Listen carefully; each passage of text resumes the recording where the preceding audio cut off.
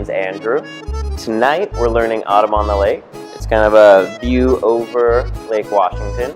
This one is ivory black, titanium white, bright red, and deep yellow.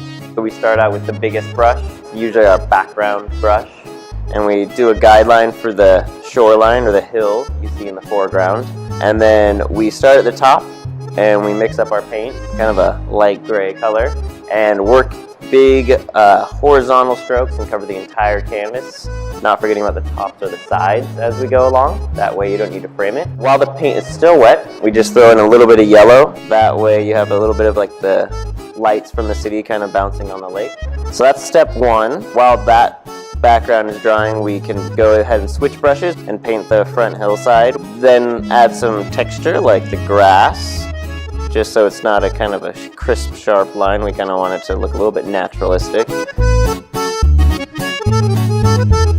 Then jump up in the next step, switching to the small square brush and doing the 1/3 top line. That's going to be our shoreline or our cityscape.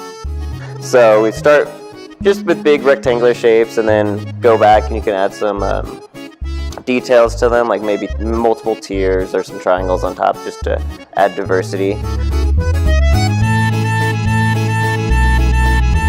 We would jump down into the water and probably with that same dark gray color add some ripples, just adding some texture to the water so you don't have a big flat space. Then we could jump back up, switch the color to black and do another cityscape, leaving room for the Space Needle, which is like a big hamburger.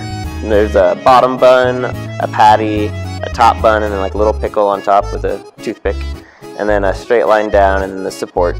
Once that's on there, we switch to the baby brush, and you can go back in and do your details, kind of clean up, just do your windows. You can go ahead and do the moon and the fog to kind of hide that bottom line. And then this would be another good time for a dry break because you want all of your skylines and windows to set up for doing the tree over the top of it.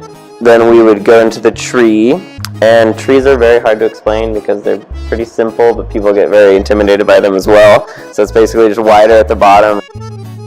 And then we do very thin branches, again with that dark gray color, almost black. And then we go back in with the square brush and we do the leaves in red and yellow and add foliage. And that's basically it. 5 to 10 minutes and then it's like completely waterproof, so you can like walk out the door with it. Use it as an umbrella.